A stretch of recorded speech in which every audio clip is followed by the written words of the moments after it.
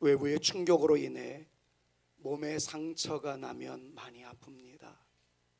쓰라린 고통이 매우 큽니다.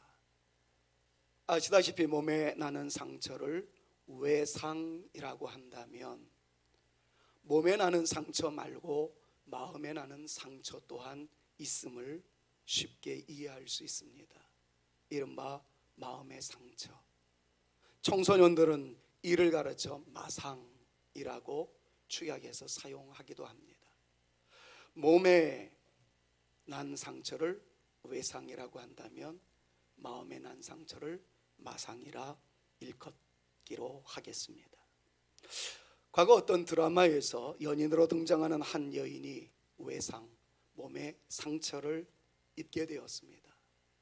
남자 주인공이 여자 주인공에게 다가서서 그 아픈 상처를 감싸주면서 이렇게 넌지시 물어봅니다. 많이 아프냐? 그 여자 주인공이 네, 아픕니다 그랬겠죠. 그랬더니 그 말을 받아서 남자 주인공이 나도 아프다. 이것이 우리 젊은 세대에게 얼마나 크게 회자되었는지 모릅니다. 아프냐? 나도 아프다. 여러분, 이때 사용되는 상처는 여인은 외상을 입었지만 남자는 마상을 입었다는 거죠. 네가 아픈 만큼 내 마음도 아프다라는 말입니다. 이런 것을 가르쳐서 compassion, 공감이라고 표현을 하는 아름다운 아픔이라고 말할 수 있을 겁니다. 남이 굉장히 아파하는데 아유 고소하다, 잘됐다, 자업자득이지, 여러분 이렇게 이야기한다면 그것은 아름다운 상처는 아니라고 말할 수 있을 것입니다. 그런데 어떤 마음의 상처는 아름다운 화음으로 이어지기도 하지만 어떤 사람이 받은 마음의 상처를 보게 되면 아주 파괴적이고 그 사람의 생애를 송두리째 앗아가 버리게 하는 부정적 마음의 상처가 있다는 것을 어렵지 않게 깨달을 수가 있습니다. 그 상처가 마음에 남게 되면 그 사람은 행복을 모르게 됩니다. 다른 사람을 사랑하기도 어렵고 다른 사람에게 다가서는 것도 잘 못하게 됩니다. 결국에는 그 사람의 삶은 온통 어둡게 되고 밝은 모습은 찾으려야 찾을 수 없게 됩니다. 대화도 잘 못합니다. 의사소통도 어렵습니다. 다른 사람들을 의심하게 되고 불안하여 맑고 밝은 미소를 머금을 수도 없습니다. 여러분들 한번 생각해 보십시오. 어떤 사람 앞에 서면은 사시나무 떨듯 떨게 되는 모습이 여러분들 가운데 있거나 말문이 딱 막힌다든가 식은땀이 생긴다든가 그래서 그 사람을 피하고 싶고 사랑 어린 대화를 나누기 어려운 그러한 모습이 혹 있다면 그건 여러분들에게 뭔가 마음의 상처가 있기 때문이라는 것이 현대 심리학계에서 이야기하고 있는 스토리 가운데 하나입니다. 그런데 이런 상처는 대개의 경우 어렸을 때 권위자, 그러면 대표적인 존재가 부모님이라고 할 수 있겠죠. 그럼 미국에서 나온 어떤 논문을 보니까 부모님에게 어렸을 때 받았던 상처의 98%가 성인이 되어서도 악 영향을 미친다라는 그러한 보고가 있는 것을 볼 수가 있었는데, 권위자라고 할 수 있는 부모님에게 인정을 받지 못했다든가 언어 폭력에 시달렸다든가 혹은 많은 체벌과 책망받은 것으로 인해 생긴다는 것이 상담 이론에서 나오는 이야기입니다. 어른이 되어서도 그 과거의 상처에 매여서 밝고 아름다운 삶을 살지 못하는 사람들이 꽤나 있어 보입니다. 죄송한 표현을 조금 열거 할게요. 하도 많은 매를 맞고 자라난 아이는 그 아이 마음속에 비신화적 요소, 비합리적 생각이 자꾸 쌓이게 된다는 거죠. 이런 표현을 하게 됩니다. 나는 맞아도 싼 놈이야 라는 아주 좋지 못한 생각에 사로잡혀서 늘 자기 자신을 홀대하거나 학대하는 아름답지 못한, 바람직하지 못한 반응이 생겨날 수 있다는 겁니다. 정말 죄송한 용어 하나를 좀 사용할게요. 바보, 병신, 머저리, 쪼다, 멍청한 놈이라는 이러한 바람직하지 못한 말을 듣고 자라난 아이는 나중에 성인이 되어서 바보, 병신, 멍청이 같은 나 같은 놈이 무엇을 할 수 있단 말인가? 라는 비신화적 요소, 비합리적 생각에 근거해서 그만 자기가 가지고 있었던 잠재적 능력과 힘을 발휘하지 못한 채 세월을 소비하는 사람도 있다라는 것이 이미 말씀드렸던 현대 상담 심리학에서 나오는 이야기이기도 합니다. 이렇게 과거의 상처에 매여 있는 사람은 불행합니다. 힘든 세월을 삽니다. 그래서 상담 치료를 받아야 새로운 자기를 발견하고 밝은 삶을 살아갈 수 있다는 것이 치료학계의 대안이기도 합니다. 그러나 어떤 사람들은 상담을 받지 않아도 자기의 의지와 불굴의 투지로 그 상처를 딛고 일어나는 사람들이 의외로 많다는 사실에 충격을 받습니다. 박수를 받기에 합당한 분들입니다. 어렸을 때 모습을 보니까 정말 그런 상황이 있을 수 없을 정도로 비참하게 살았어요. 그런데 오늘의 모습을 보면 이분은 정말 흠모할 만한 가치가 얼마나 많은지, 아름다운 향기로움이 얼마나 많은지 과거의 상처 따위를 짓밟고 새로운 자기 존재로 부각되어지는 분들이 얼마나 많은지 모릅니다. 이런 분들에게는 이런 말이 어울리죠. 현재가 괜찮은 사람이라면 과거는 비참할수록 더 현재는 아름답다. 이해가 되는 말 아니에요? 내가 지금 굉장히 그럴싸한 자리에 있어요. 그런데 어렸을 때부터 금수저로 다이아몬드 수저로 자라났다 그러면 별 의미가 없습니다. 근데 흙수저도 그런 흙수저가 없었던 거예요. 학대도 그런 학대를 받은 일이 없었던 거예요. 그런데 오늘을 보니까 정말 빛나는 존재가 되었다. 그렇다면 오늘이 아름답다면 과거는 비참할수록 아름다운 인생이다, 이렇게 표현을 할 수가 있을 것 같습니다. 이런 분들은 정말 멋있습니다. 그런데 상담심리학자로서 학생들을 가르치면서 많은 부부 치료를 경험했던 저로서는 자기의 불굴의 의지와 불타는 투지로 모든 것들을 극복해낸 그런 사람이라고 할지라도 그네들에게 동기를 부여한 그 무엇인가는 있었다는 것을 깨달을 수가 있었어요. 자기만의 힘으로 일어난 사람은 아무도 없었다는 거죠.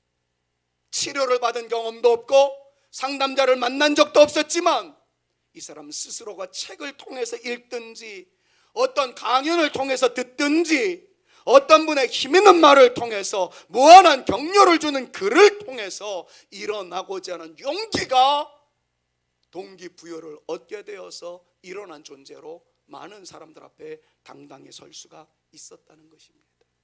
이 또한 감사하지 않을 수 없는 일이라 말씀드릴 수가 있을 것 같습니다. 자, 그렇다면 세상에 있는 많은 사람들도 이렇게 일어나며 회복되어지며 더 영광스러운 존재가 되어졌다고 한다면 우리 예수 믿는 사람들은 이 부분에 있어서 엄청난 힘을 이미 우리는 소유하고 있는 존재들이라는 것을 부정할 사람은 아무도 없을 거예요. 일단 우리에게 무한한 힘을 주시는 하나님의 말씀이 있다는 사실, 여러분 자부심과 긍지를 가지고 아멘으로 받으실 수 있기를 바랍니다. 그 수많은 말씀 중에서도 대표되는 말씀을 두 가지만, 수많이 있지만 두 가지만 이 시간에, 짧은 시간에 거론하게 된다면 고린도후서 5장 17절, 로마서 8장 1절 말씀 등이 아니겠습니까? 여러분들에게 너무나도 많이 강조했었던 고린도서 5장 17절 말씀을 보니까 이렇게 선언하고 있지 않아요? 읽으실 때 빨간 글씨에는 좀 힘을 내서 선언하듯이 이 말씀을 같이 한번 읽었으면 좋겠어요. 그런즉 같이요, 시작. 그런즉 누구든지 그리스도 안에 있으면 새로운 피조물이라. 이전 것은 지나갔으니 보라 새 것이 되었도다. 보라 새 것이 되었도다. 한번 다시 열창합니다. 시작. 보라 새 것이 되었도다. 할렐루야. 아멘. 그렇습니다. 과거에 매여있는, 그래서 상처투성이의 나이라고 부정적으로 이야기할 수밖에 없는 건강하지 못한 그리스도인이라 할지라도 아니다, 나는 예수 그리스도의 구원과 사랑을 받은 존재로서 우리 모두는 새로운 사람이 된 줄로 믿노라. 이전 것은 지나갔고 상처 따위는 지나갔고 마음의 상처도 지나갔고 내가 우리 구주 예수 그리스도로 말미암아 새로운 존재가 되었으니 나는 당당하게 살 것이다. 영적인 자존감을 드높이면서 영적인 배짱을 가지고 당돌하게라도 일어날 수 있는 사람이 예수를 진짜 잘 믿는 사람인 줄로 믿습니다. 이 말씀을 우리의 마음속에 고이 저장할 수 있는 저와 여러분들 모두가 되실 수 있기를 바랍니다. 로마서 8장 1절에도 이렇게 말씀합니다. 그러므로 이제 그리스도 예수 안에 있는 자에게 결코 정죄함이 없나니, 여기서 말하는 정죄함이 없다라는 것은 눌림을 당하지 않나니 이런 의미예요. 너희가 그 많은 죄와 허물로 인해서 주눅들 존재가 아니니 그런 말입니다. 왜냐하면 그리스도 예수 안에 있는 생명의 성령의 법이 빨간 글씨 크게 선포합니다. 시작. 죄와 사망의 법에서 너를 해방하였음이라. 한 번 더요. 너를 해방하였음이라. 할렐루야. 믿으시기를 바랍니다. 두 가지 내용을 이렇게 아우러서 살펴본다면, 이전 것은 지나갔으니 보라 새 것이 되었도다. 그리스도 안에 있는 너에게는 정죄함이 없을 것이다. 왜냐하면 너는 해방의 은총을 입었기 때문이다. 이 말씀이 우리의 마음속에 저장되어서 이 말씀이 우리의 자존감의 근거가 되어지기를, 힘들고 어려움과 어둠의 세월 속에서도 당당하게 일어날 수 있는 하나님의 무한대의 파워가 되어지는 힘의 근거가 되어질 수 있기를 우리 구주 예수 그리스도의 이름으로 축원합니다. 과거의 상처 따위에 우리의 운명이 어두워지도록 허락하지 말자라는 이야기예요. 예수님이 우리의 상처를 치유하시고 우리를 회복해 하시며 더 나아가서 우리에게 힘과 능력을 주심으로써 모든 어려움의 상황을 이길 수 있는 권세를 주셨기에 나는 그 권세로 말미암아 당당하게 서는 존재가 되리라, 승리하는 존재가 되어지리라, 결코 지지 않고 일어나리라 다짐하는 저와 여러분들 모두가 되어질 수 있기를 다시 한번 우리 구주 예수 그리스도의 이름으로 축원합니다. 이 절대 권세를 지니고 계신 주님이 성령에게 이 모든 권한을 위임하셨어요. 그래서 성경은 그렇게 강조합니다. 주 예수 그리스도 안에 있는 모든 역사로 말미암아 이제는 예수 안에는 생명의 성령의 법이, 성령께서 우리를 위로하시고 우리를 격려하시고 함께 하시는 성령께서 역사까지 이루어 가셔서 우리로 하여금 강한 용사, 승리하는 믿음의 사람이 되게 하신다는 이 말씀 부여잡고 부디 우리 사는 성산에 가지고 여러분 코로나 시기도 잘 감당했던 것처럼 여러분들의 개인사에 있어서의 어둠의 세력도 극복하고 당당하게 일어날 수 있었음과 같이 앞으로도 막연한 미래로의 불안함이 있다고 할지라도 문들은 열릴 줄로 믿습니다. 보이지 않던 길들은 보이게 될 줄로 믿습니다. 하나님께서 역사하여 주실 줄로 믿습니다. 당당한 말씀에 근거한 믿음의 이 끈기를 가지고 앞으로도 당당하게 나갈 수 있는 저와 여러분 우리 모두가 되어질 수 있기를 다시 한번 우리 구주 예수 그리스도의 이름으로 축원합니다. 사랑하는 여러분, 다시 한번 상기하십시오. 하나님은 나를 사랑하십니다. 그리고 나를 위하여 놀라운 계획을 가지고 계십니다. 여러분들에게 가슴에 새김과 동시에 여러분들의 자녀 손들을 위해서도 그렇게 외쳤으면 좋겠어요. 하나님은 내 자녀 손을 위하여 놀라운 계획을 가지고 계신 줄로 믿습니다. 왜냐하면 하나님은 우리의 자손을 사랑하기 때문입니다. 여러분, 이러한 고백이 크게 외치지는 않는다 할지라도 날마다 읍조아리는 여러분들의 고백 속에서 여러분들의 가정에 차고 넘치는 하나님의 그 놀라운 역사 날마다 더해져 가기를 다시 한번 우리 구주 예수 그리스도의 이름으로 축원합니다. 오늘 서론이 굉장히 길었습니다. 왜 이렇게 길었을까요? 분명히 지금의 얘기는 현대 상담 심리학에 근거한 이론을 이야기했는데 지금으로부터 3000년 전에, 아니죠, 3000년 맞죠? 3000년 전에 솔로몬이 쓴 아가서를 통해서 이 놀라운 역사가 다시 한번 이루어지고 있다는 것에 저는 학문적 경악을 금치 못합니다. 오늘 본문 말씀을 보면 상처받은 한 여인이 등장을 합니다. 연약한 여인이었습니다. 배다른 오빠였는지 파렴치한 오빠였는지는 잘 모르겠습니다만은 사랑하는 누이 동생을 노예에 부리듯 함으로써 여인의 처지는 말이 아니었던 그런 여인이었습니다. 어렸을 때 받았던 상처, 숙녀가 되었음에도 여전히 휘몰아치는 고난의 언덕, 어디 하나 피하려고 노력을 해봐도 피할 곳 마땅히 마련되어지지 못한 한탄스러운 그 여인의 삶의 모양새, 주눅들 수밖에 없는 상황이었다는 거예요. 그 여인이 바로 솔로몬의 또 다른 주인공 술람미 여인이었습니다. 그 여인이 당한 상처의 실체가 무엇인지를 여러분들이 먼저 한번 확인해 보십시오. 1장 6절입니다. 같이 한번 읽어볼까요? 내가 같이요. 내가 햇볕에 쬐어서 거무스름할지라도 흘겨보지 말 것은 내 어머니의 아들들이 나에게 노하여 포도원지기로 삼았습니다. 나의 포도원을 내가 지키지 못하였구나. 여러분, 지금 자기의 피부가 거무튀튀하다는 것 때문에 낙심하고 있는 한심스러운 여인을 그리고 있는 것이 아닙니다. 그가 햇볕에 그을릴 수밖에 없고 계달의 장막과 같은 존재가 되어질 수밖에 없었던 것은 오빠들의 횡포가 있었기 때문이라는 거예요. 내 어머니의 아들들이 나를 어떻게 했다는 거예요? 포도원으로 내몰았다는 겁니다. 그것도 누구 포도원으로요? 자기들의 포도원으로. 강제 노역에 시달리게 했다는 거예요. 노동력을 착취했다는 것입니다. 그런데 이 모습에 대해서 어머니가 만류하는 모습이 성경에 기록되어 있지 않습니다. 결국엔 노동력이 착취되었는데 그 모든 노동력은 거두어들인 산물에 대해서 오빠의 소유물이 되어지게 하는 강제 노역에 근거한 결과였지, 술람미 여인이 갖고 있었던 포도원은 농사지을 여력조차 없었다는 것이 바로 6절에 나와 있는데요. 내가 나의 포도원을 지키지 못할 정도였다, 그렇게 말씀을 하고 있습니다. 포도원만 지키지 못했다는 얘기일까요? 여성들이 가장 쉽게 할 수 있는 얼굴 한번 다듬어 보지 못했고 화장 한번 해볼 시간이 없었다는 거예요. 강제 노역에 의해서 착취당하는 그 모습이라는 거지. 여기서 내 어머니 아들들이라는 말을 다른 말로 하면, 간단하게 표현하면 오빠들 아닙니까? 물론 학자들에 의하면 그건 배다른 오빠들이었을 것이다, 아니다 사촌 오빠들이었을 것이다, 별의별 이야기가 다 나타납니다만은 어쨌든 어머니 아들들이라고 그런 걸 보니까 권력지간이었다는 것 충분히 상상해 볼 수 있어요.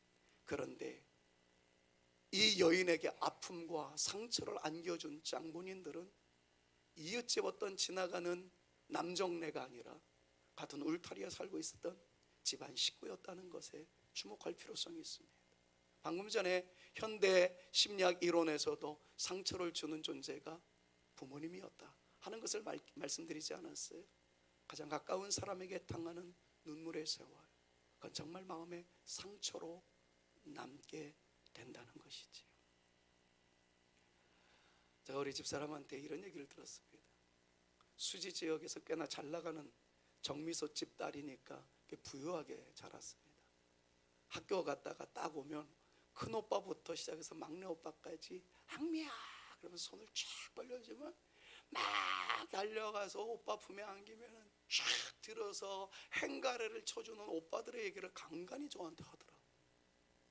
나는 그런 걸 받아본 적이 없습니다. 왜냐하면 제 위에 형님이 6살 차이가 나요. 우리 큰 누님의 딸이 나보다 나이가 많아요. 뭔 말인지 알아듣습니까? 그 내가 뭐 조금 얘기만 하려고 그러면 조그만 게 무시만 당했어요.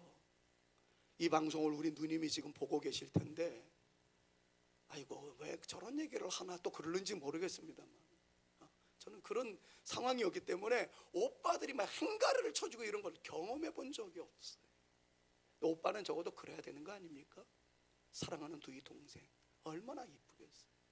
그런데 여기 오빠는요, 포도원지기로 삼았을 뿐만 아니라 그 다음 말이 기가 막혀요. 노하기까지 했다는 거예요. 본문 말씀에 노하다라는 이 말은 히브리어로 하라르라는 단어를 사용하고 있는데 노하게 하다, 마르게 하다, 태우다라는 다양한 뜻을 가지고 있습니다. 이 말을 종합해 보자면 이런 겁니다. 오빠들이 술람미 여인에게 화를 내고 더 나아가서 말라 죽도록 볶아댔다, 이런 의미를 가지고 있는 거예요. 또 앞에서 나가서 일하게 만들므로써 피골이 상접하게 만들었고 강제 노역에 근거한 노동력은 착취당하게 만들었고, 그리고 술람미 여인의 몫은 챙길 수 없었던 그 상황. 그런데 어머니는 아무런 반응을 보이지 않아요. 묵시적으로 허용했는지 아니면 오빠들과 짜고치는 고스톱으로 술람미 여인에게 학대의 또 다른 동기가 되었는지 알 길은 없으나, 여러분 1장 7절에 있는 말씀 살펴보노라면 술람미 여인은 정말 힘겨운 인생의 길을 걸어갔음을 우리가 살펴볼 수 있다는 거죠. 오빠들에 의한 집단 따돌림, 어머니의 방관과 묵시적 허용, 이런 것들로 인해서 술람미 여인은 찢기고 상한 마음이 되었을 겁니다. 자, 그렇다면 서론에 제가 길게 설명했던 것대로 일반 상담 이론으로 봤을 때 술람미 여인은 역기능적 행동 패턴을 보여야 마땅합니다.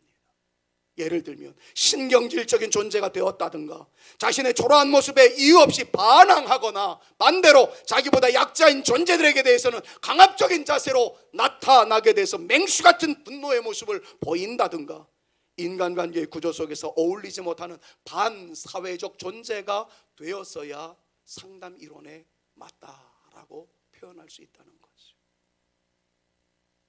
결론으로 한번 치달아 보겠습니다.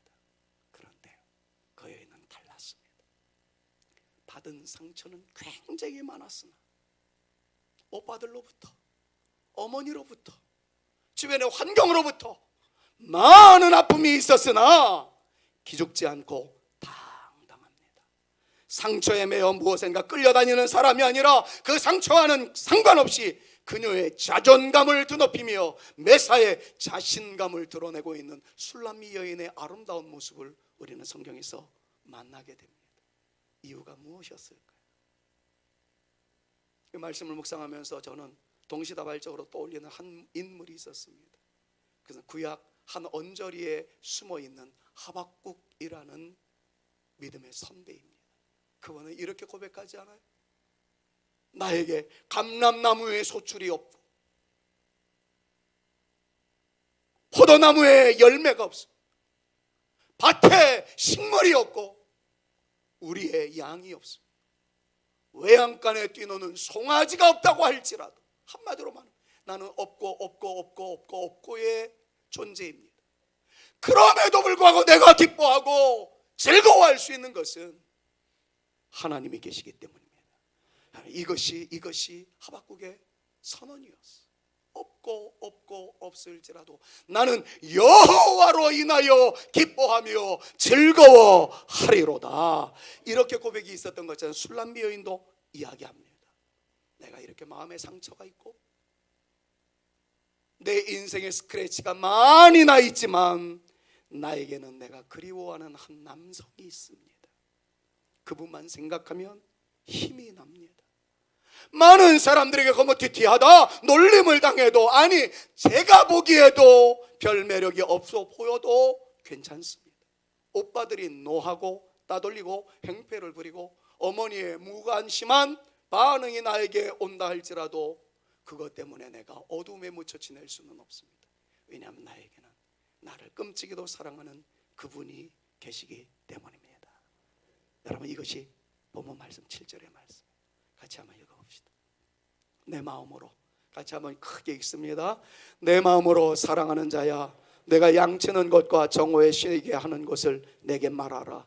내가 내 친구의 양떼 곁에서 어찌 얼굴을 가린 자같이 되리야. 이거는 물음표를 쳐가지고 국어의 문법 중에 서리법식으로 해석을 합니다. 내가 얼굴을 가린 자같이 되리야, 이게 아니라 되리야. 그 다음에 뜻은요, no, 그런 의미죠. 내가 어찌 현실에 매여 내 오빠들의 횡포가 있었다 한들 얼굴을 가린 자처럼 기죽어 살 수 있단 말인가? 내게는 그분이 계시는데 사랑하는 이여, 내가 당신이 계시는 곳으로 달려가겠나이다. 기죽지 않겠나이다. 얼굴을 가린 자처럼 수줍어하지 않고 비참함 속에 매이지 않겠나이다. 이것이 1장 7절의 선언인 거예요. 얼굴을 가린 자라는 말은 구약적인 용례로 보면 창녀가 부끄러워서 얼굴을 가렸다는 의미로 사용됩니다. 부끄러운 일을 자행해서 얼굴을 가릴 때 구약 성경에서는 얼굴을 가린다라는 의미로 사용되고 있는 것을 봅니다. 낯선 곳에 가서 자기의 정체가 드러날까 봐 얼굴을 가리는 용례가 구약 성경에 있었습니다. 여기저기 유리방황하는 사람들이 얼굴을 가리웠다라는 그러한 구약적 표현이 성경 곳곳에 나와 있는 것을 보게 됩니다. 한마디로 말하면 부끄러운 모습, 의욕 상실, 기죽음 이런 것들을 의미합니다. 학대를 당했습니다. 고난 속에서 우적거릴 수밖에 없었습니다. 그럼에도 불구하고 내가 얼굴을 가린 자처럼 살아서야 되겠나이까? 나에게는 나를 사랑하시는 그분이 계시는데. 여러분, 이러한 영적인 당돌함, 영적인 자존감, 영적인 자신감, 여러분, 이것이 그 여인에게 있었다는 거예요. 나에게 그분이 계시는데 그 어떤 상황이 온다 할지라도 얼굴을 가리는 자 같은 나는 아니다.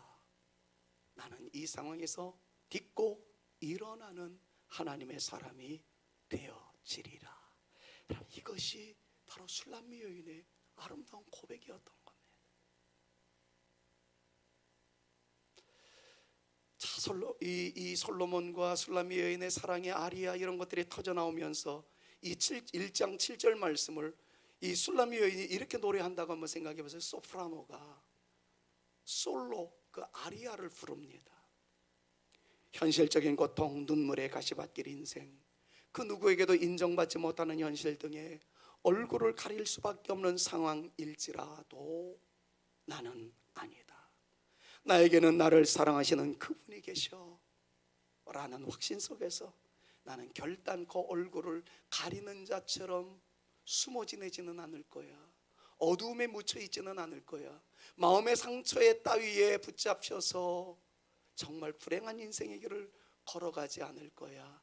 여러분, 이런 아리아를 부르고 있단 말이죠. 그런데 이 아리아가 끝나자마자 바로 이어서 숨 쉴 시간도 주지 않고 대합창이 울려 퍼지기 시작합니다. 대합창이 울려 퍼집니다.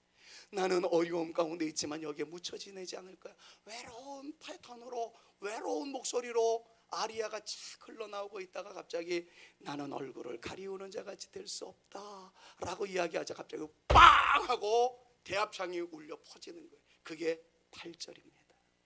어떻게 표현하고 있습니까? 여인 중에 어여쁜 자야. 같이 한번 읽어봅니다. 여인 중에 어여쁜 자야, 네가 알지 못하겠거든 양떼의 발자취를 따라 목자들의 장막 곁에서 너의 염소 새끼를 먹일지니라. 어떤 의미예요? 그렇다 술람미 여인이요, 목자의 왕의 목자들의 장막, 그 장막 안에 왕이 계실 터인즉, 내가 그토록 사랑하는 솔로몬이 그곳에 있을 터인즉 너는 그 곁에서 내 염소를 먹일지어다. 그동안에는 오빠들의 횡포에 의해서 너를 가꾸지 못했으나 이제는 그 장막 안에 왕이 계실 터인즉 왕에게 나아가서 그 왕의 힘을 의지하여 너의 양떼를 먹일지어다. 너의 염소를 칠지어다. 너를 가꿀지어다. 너의 존재감을 드러낼지어다. 대합창이 마구마구 터져 나오는 거예요. 내가 이거 솔리스트 항상 이제 아리아와 대합창의 이 방법으로 접근해 들어가기 전에는 이 7절과 8절 사이의 갈등 굉장히 심했습니다. 이게 도대체 어떤 의미지? 그러나 여러 번역본을 보면서 이건 아리아에 해당되는 것이구나. 이거는 그 아리아에 대한 화답으로 합창대원의 우렁찬 심포니 오케스트라와 같이 동의한다라는 하나님의 의지적 표현이구나. 이걸 구별을 해놓고 나니까 얼마나 가슴에 전율이 돋든지요. 얼마나 영적인 흥분이 나타나게 되든지요. 제가 느꼈던 이것이 여러분들에게 고스란히 좀 전달되었으면 좋겠는데, 나는 우리 글로리 앙상블만큼만은 이해해 주시기를 바라고, 음악의 전문가들이니까. 사랑하는 여러분, 우리의 현실과 형편은 어떠합니까? 남모에게 흐르는 눈물의 현실이 있었습니까? 안타까움에 가슴앓이의 시간을 보내는 일들도 있었습니까? 우리는 모두가 사회적으로 공동적으로 경험했던 눈물의 시간이 있었습니다. 코로나19, 우크라이나발 전쟁 소식으로 인해서 얼어붙은 경제의 힘듦의 체감, 이런 것들 말이에요. 이제는 정서적으로 공감대를 형성하게 되는 튀르키예와 시리아의 지진으로 인해서 같이 좀 나누고 싶어하는 그 몸부림이 있지만 가진 것이 많지 못하기 때문에 생기는 갈등 구조, 여러 가지 것들이 있을 수 있습니다.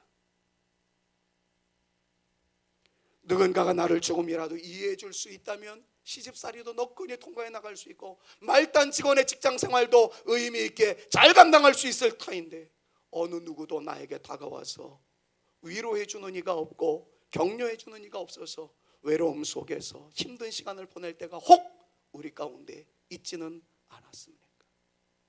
바로 그때 주님을 떠올리실 수 있기를 우리 구주 예수 그리스도의 이름으로 축원합니다. 술람미 여인처럼 말입니다. 주님은 우리에게 계속해서 사랑의 텔레파시를 쏟아 부어주고 있어요. 내가 너를 사랑하노라. 내가 너와 함께 하노라. 주님은 우리에게 말씀하시는데 중요한 것은 내가 그것을 받지 못하고 있다는 거예요. 나에게 다가오셨는데 내 옆에 계시는데 내가 그분에게 손을 내밀지를 않는 거예요. 여전히 나만 홀로 남아있다라고 자괴감에 빠져서 허우적거리고 있다는 거예요. 그럼 오늘 말씀을 묵상하면서 내가 손만 내밀면 잡아줄 듯 다가오시는 주님이 계시다는 것, 그것 때문에 술람미 여인은 과거에 어떤 상처가 있었어도 딛고 일어나 섰다는 것, 이것 한 가지 생각하면서 나도 과거 따위에 매여서 어둠의 숲을 속에 허우적거리지 아니하고 예수님의 이름으로 일어나리라, 주님의 주시는 힘으로 일어나리라 다짐하는 저와 여러분 우리 모두가 되어질 수 있기를 우리 구주 예수 그리스도의 이름으로 축원합니다. 결론을 무엇으로 마무리할까 하다가 제가 한편의 노래가 딱 떠올려졌는데 그 가사가 너무 좋아서, 조은하 교수님이 쓴 축복하노라 라는 내용입니다. 제가 좀 알고는 있는데 노래하다 삑살이 나면 괜히 또 안 좋을 것 같아서 가사만 읽어드릴게요. 반주가 흐를 겁니다. 가사는 이렇게 나옵니다. 나의 은총을 입은 이여 너를 아노라, 너의 이름을 내가 아노라. 그럼 오늘 설교를 생각하면서 한번 이 가사를 한번 느껴보십시오. 다시 읽어볼게요. 나의 은총을 입은 이여 너를 아노라, 너의 이름을 내가 아노라. 나의 사랑을 받은 이여 함께 가노라, 내가 친히 함께 가노라. 내가 너로 편케하며 나의 모든 선함으로 너의 앞을 지나며 나의 이름으로 너를 지키리라. 나의 은총을 입은 이여 나의 사랑을 받은 이여 내가 너를 축복하노라. 다시 강조합니다. 내가 너로 편케하며 나의 모든 선함으로 너의 앞을 지나며 나의 이름으로 너를 지키리라. 나의 은총을 입은 이여 나의 사랑을 받은 이여 내가 너를 축복하노라.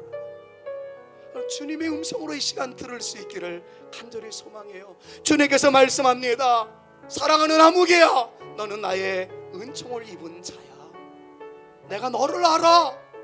내가 너의 이름을 정확하게 기억하고 있단 말이야. 너만 홀로라고 외로워하지 말어.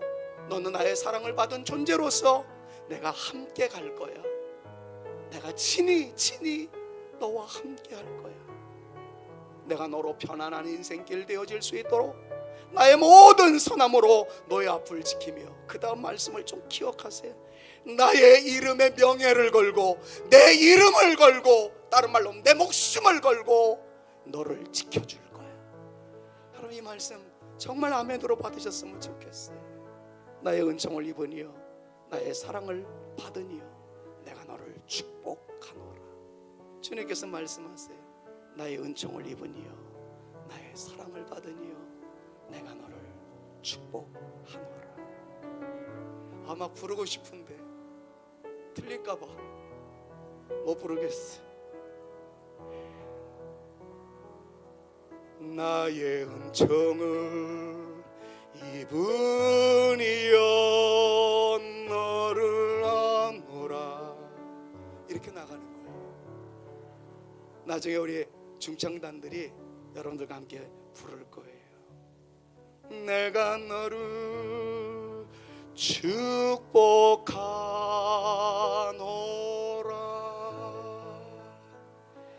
에이, 한번 불렀으면 좋겠는데 우리 찬양으로 이제 마무리합시다. 이 마음을, 이 말씀을 가슴속에 끌어안고 우리가 부르고 싶은, 다 합창할 수 있는 찬양은 바로 그거예요. Jesus loves me. 주 예수님께서 나를 사랑하신다는 겁니다. 날 사랑하심, 날 사랑하심. 영어 찬송의 버전은 Jesus loves me. 예수님이 나를 사랑하십니다. 예수님이 나를 사랑하십니다. 우리 한번 주님을 뜨겁게 찬양합니다. 날 사랑하심, 날 사랑하심,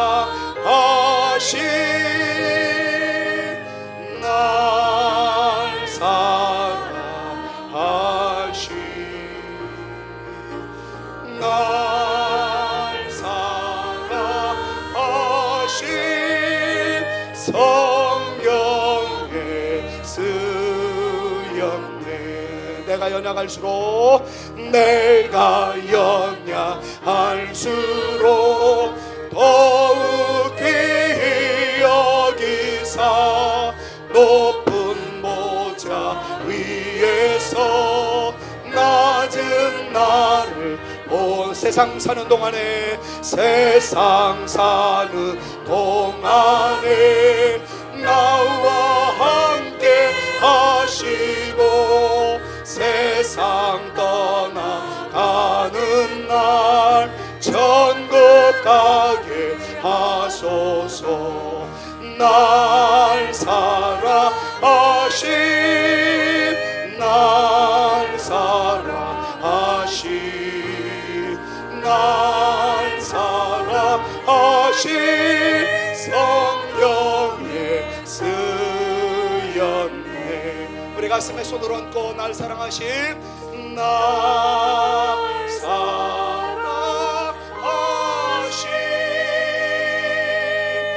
날 사랑하심,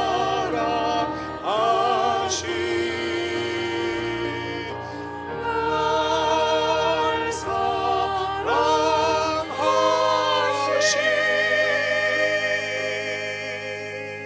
성경에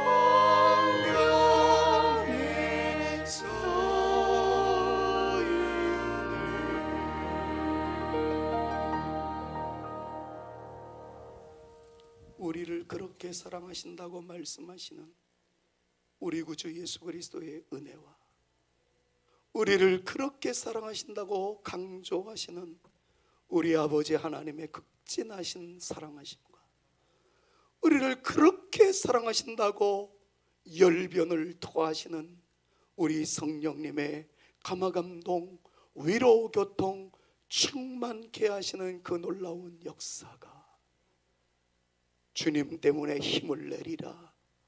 과거의 상처 따위에 매임을 당해 슬픈 오조를 노래하며 기죽어 내 인생을 살아갈 것이 아니라 이전 것은 지나갔기에 새로운 피조물 되었기에 우리 주님의 은혜의 역사가 날마다 나에게 더해지기 까닭에 그 주님 의지하여 일어나 빛을 발하는 진짜 그리스도인이 되어 보리라 다짐하며 결단하고 돌아가는 주의 택한 자녀들 머리머리 위에와 저들의 가정 위에와 우리 사랑하는 성산교회 위에 이제로부터 영원토록 함께 있을지어다.